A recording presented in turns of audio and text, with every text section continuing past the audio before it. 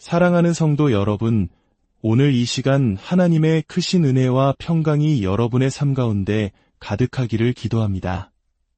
신앙의 여정을 걷다 보면 우리는 때로 이상한 함정에 빠지곤 합니다.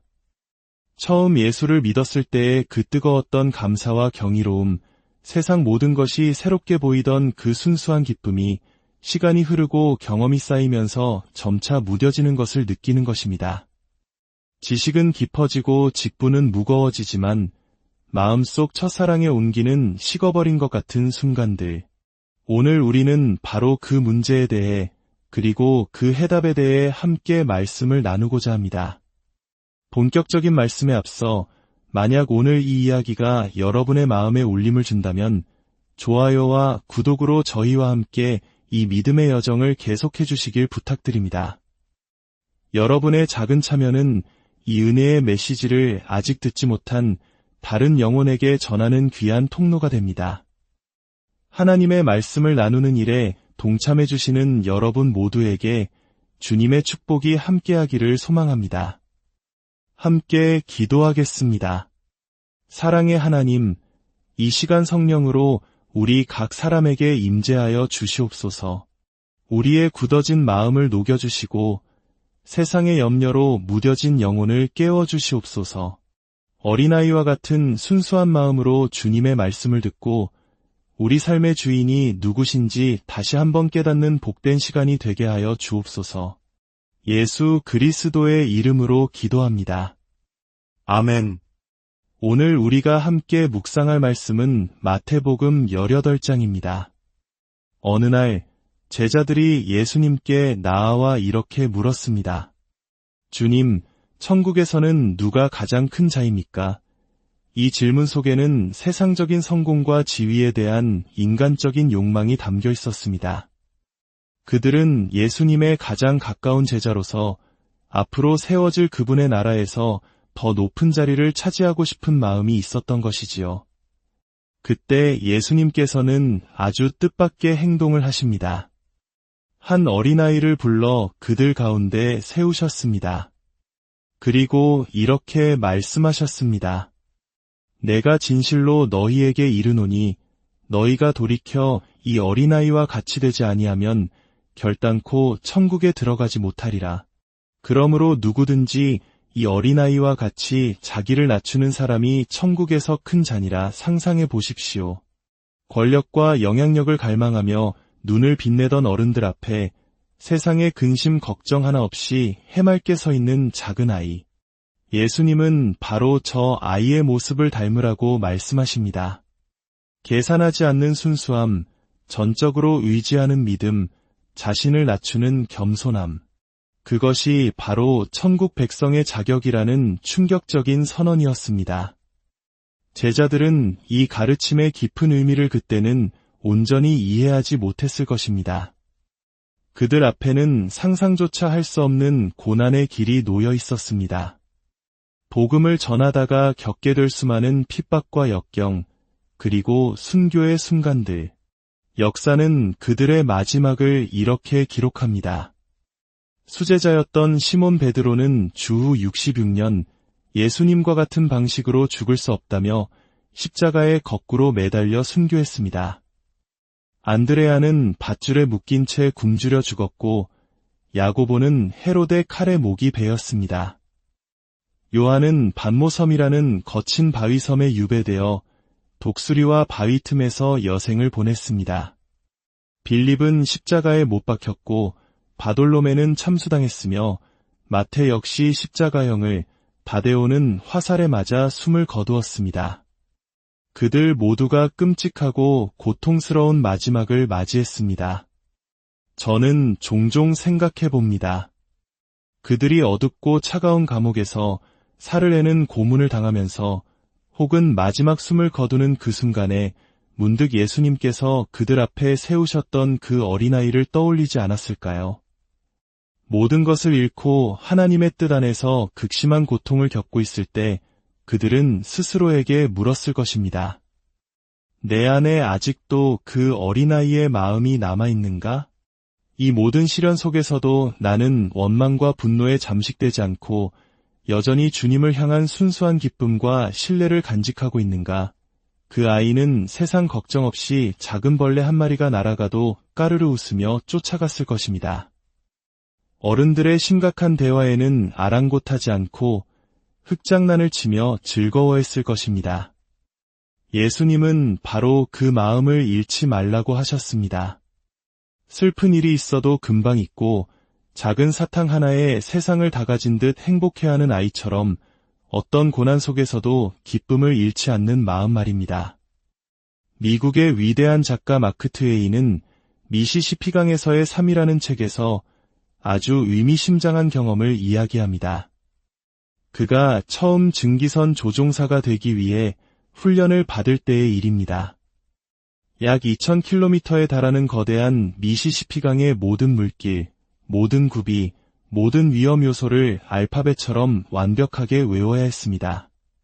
밤이든 낮이든 물의 흐름과 수심, 조류의 변화, 강기슭의 모든 지형지물을 꿰뚫고 있어야만 안전하게 배를 운항할 수 있었기 때문입니다. 그가 처음 승객으로서 미시시피강을 여행했을 때 그는 그 장엄한 아름다움에 넋을 잃었다고 합니다. 핏빛으로 물드는 저녁 노을, 유유히 떠내려가는 통나무, 물 위에서 반짝이는 햇살의 무늬, 강 밑에서 솟구쳐 오르는 소용돌이. 그는 말로 표현할 수 없는 황홀경에 빠져 그 모든 풍경을 마셨다고 고백합니다. 그에게 그 강은 경이로움과 낭만 그 자체였습니다. 하지만 그가 숙련된 조종사가 되었을 때 모든 것이 달라졌습니다. 그는 더 이상 강의 아름다움을 보지 못했습니다. 그의 훈련된 눈에는 모든 풍경이 정보로만 보였습니다. 붉은 노을은 내일 불어올 바람의 징조였고 떠내려가는 통나무는 강물이 불어나고 있음을 알리는 신호였습니다. 반짝이는 물결은 배를 파괴할 수 있는 암초의 위치를, 아름다운 소용돌이는 위험한 얕은 여울을 경고하는 표식이었습니다. 그는 이렇게 탄식했습니다. 나는 강을 읽는 귀중한 기술을 얻었지만 무언가를 잃어버렸다. 다시는 회복할 수 없는 것을 잃어버렸다. 장엄한 강에서 모든 우아함, 모든 아름다움, 모든 시가 사라져버렸다. 사랑하는 성도 여러분, 우리의 신앙 여정은 어떻습니까? 처음 예수님을 만났을 때 우리는 미시시피강의 승객과 같았습니다. 그분의 은혜, 그분의 사랑, 그분의 자비가 얼마나 놀랍고 아름다웠습니까? 모든 말씀이 꿀송이처럼 달콤했고 작은 기적 하나에도 감격의 눈물을 흘렸습니다. 하지만 세월이 흘러 신앙의 조종사가 되면서 우리도 모르게 모든 것을 분석하고 판단하게 되지는 않았습니까? 삶의 문제라는 암초를 피하는 데 급급하고 미래에 대한 염려라는 것엔 바람을 예측하느라 바로 지금 우리와 함께 하시는 예수 그리스도라는 생명의 강의 아름다움을 잊고 사는 것은 아닙니까? 이 문제는 이렇게 해결해야 하고 저 사람은 저런 의도가 있을 거야. 모든 것을 계산하며 더 이상 신앙의 여정을 즐기지 못하는 굳어진 마음이 우리 안에 있지는 않습니까? 사도 바울은 고린도전서에서 이렇게 권면합니다. 형제들아, 지혜에는 아이가 되지 말고 악에는 어린아이가 되라. 악한 일, 곧 누군가를 미워하고 용서하지 못하는 마음에는 아이처럼 순진하라는 것입니다. 장난감을 두고 싸우다가도 2분 만에 서로 껴안고 웃으며 노는 아이들처럼 말입니다. 그러나 하나님의 뜻을 이해하는 지혜에 있어서는 성숙한 어른이 되라고 말합니다. 이것이 바로 우리가 붙잡아야 할 신앙의 균형입니다. 예수님께서도 제자들을 세상에 보내시며 말씀하셨습니다. 보라, 내가 너희를 보냄이 양을 이리 가운데로 보냄과 같도다. 그러므로 너희는 뱀같이 지혜롭고 비둘기같이 순결하라. 세상의 위험을 분별하는 날카로운 지혜를 갖되 결코 비둘기 같은 순수함과 온유함을 잃지 말라는 것입니다. 하나님께서는 우리가 인생이라는 강을 안전하게 항해하기를 원하십니다. 하지만 동시에 그 강 자체를 마음껏 즐기기를 원하십니다. 삶의 문제들에만 매몰되어 냉소적이고 비판적인 사람이 되는 것을 원치 않으십니다. 성경 속에서 우리는 이 두 가지 모습을 극명하게 볼 수 있습니다. 사울 왕은 처음에는 겸손했고 하나님을 즐거워했습니다. 춤추고 노래하며 예언까지 했습니다. 그러나 다윗이 골리앗을 쓰러뜨린 그날 이후 성경은 사울이 그날 후로 다윗을 주목하였더라고 기록합니다. 그의 시선은 하나님이라는 강에서 떠나 다윗이라는 경쟁자에게 고정되었습니다. 결국 그는 기쁨을 잃고 질투와 의심 속에서 비참한 최후를 맞이했습니다. 반면 다윗을 보십시오. 그의 인생은 고난의 연속이었습니다. 사울에게 쫓기고 아들 압살롬에게 반역을 당하고 씻을 수 없는 죄를 짓기도 했습니다. 그러나 그는 결코 어린아이 같은 찬양의 마음을 잃지 않았습니다. 그는 시편에 이렇게 노래합니다. 여호와 우리 주여, 주의 이름이 온 땅에 어찌 그리 아름다운지요. 하나님이여, 사슴이 시냇물을 찾기에 갈급함같이 내 영혼이 주를 찾기에 갈급하나이다. 그는 어떤 상황에서도 문제 너머에 계신 하나님을 바라보며 기쁨의 노래를 멈추지 않았습니다. 그의 아들 솔로몬은 어땠습니까? 그는 해 아래에 있는 모든 것을 가졌습니다. 부귀영화, 수많은 아내와 쾌락, 지혜와 권력까지. 그러나 그의 결론은 무엇이었습니까? 헛되고 헛되며 헛되고 헛되니 모든 것이 헛되도다. 그의 시선이 해 아래, 즉 세상적인 것들에만 머물러 있었기 때문입니다.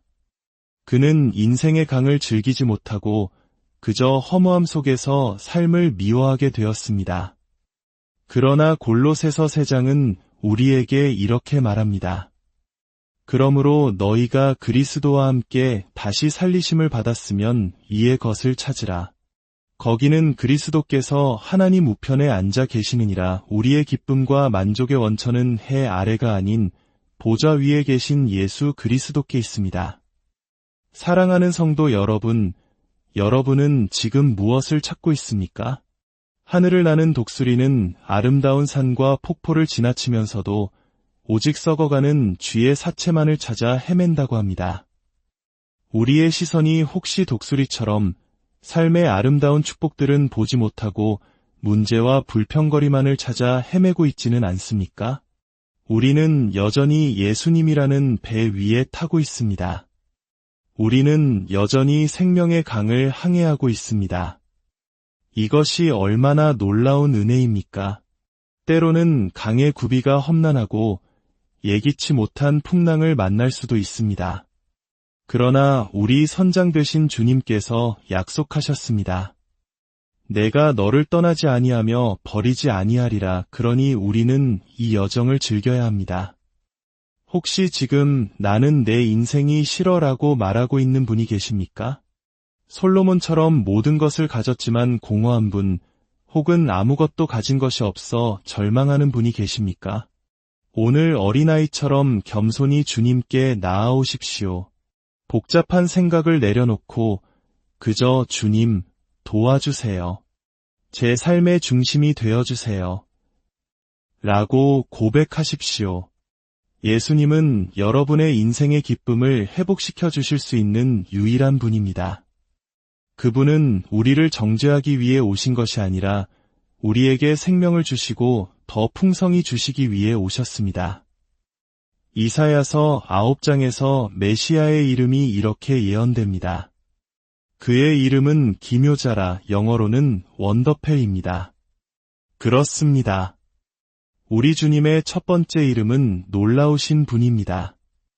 우리가 섬기는 예수님은 놀라우신 분이며 그분이 인도하시는 생명의 강 또한 놀랍습니다. 이 사실을 잊는 순간 우리는 모든 것을 잃어버리게 됩니다. 이제 두 손을 들고 함께 고백합시다. 예수님, 주님은 참으로 놀라우신 분입니다. 우리 안에 기쁨의 샘이 다시 솟아나게 합시다. 하나님이 얼마나 선하신 분인지 다시 한번 기억합시다. 함께 기도하겠습니다. 살아계신 하나님 아버지, 오늘 말씀을 통해 우리의 굳어진 마음을 돌아보게 하시니 감사합니다. 세상을 살아가며 겪는 수많은 경험과 상처들로 인해 주님을 처음 만났을 때의 순수한 기쁨과 경이로움을 잃어버렸음을 고백합니다. 용서하여 주시옵소서. 주님, 우리에게 어린아이와 같은 마음을 다시 허락하여 주옵소서. 계산하고 염려하기보다 먼저 주님을 신뢰하게 하시고 원망하고 미워하기보다 먼저 용서하는 마음을 주시옵소서. 우리 삶이라는 강이대로 거칠고 험난할지라도 우리와 함께 항해하시는 주님으로 인해 기뻐하며 그 여정을 즐길 수 있는 믿음을 주옵소서. 우리의 시선이 해 아래 헛된 것들이 아닌 영원하신 보좌 위에 주님께 고정되게 하옵소서. 그래서 우리 삶의 마지막 날까지 다윗처럼 주님을 찬양하는 노래가 그치지 않게 하시고 주님 한 분만으로 만족합니다. 라고 진심으로 고백하는 복된 인생이 되게 하여 주옵소서. 이제는 우리 주 예수 그리스도의 무한하신 은혜와 하나님 아버지의 극진하신 사랑과 성령님의 감화 감동 교통하심이 어린아이의 마음을 회복하여 남은 생의 여정을 기쁨으로 항해하기로 결단하는 여기 모인 모든 성도들 위해 이제로부터 영원토록 함께하시기를 간절히 축원하옵나이다.